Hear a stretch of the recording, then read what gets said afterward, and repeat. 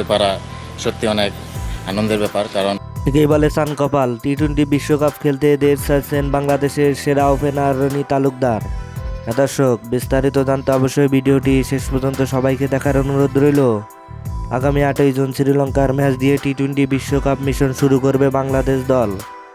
তবে টাইগারদের মাথার ব্যথার কারণ হয়ে দাঁড়িয়েছে টপ অর্ডারের ব্যর্থতা। তাই তো টপ অর্ডারের ব্যর্থতা কাটার জন্য রনি তালুকদারকে দলে ফিরিয়েছে বাংলাদেশ দল। এদিকে মধ্যরাতে যুক্তরাষ্ট্রের উদ্দেশ্যে দেশ ছেড়েছেন টাইগার ওপেনার রনি তালুকদার। নিজের ভেরিফাইড ফেসবুক পেজে এক পোস্টের মাধ্যমে এমনটাই নিশ্চিত করেছেন তিনি নিজেই। তাই দুয়ে দুয়ে চার মেলালে বোঝা যায় টাইগারদের বিশ্বকাপ দলে পরিবর্তন আসতে যাচ্ছে হয়তো।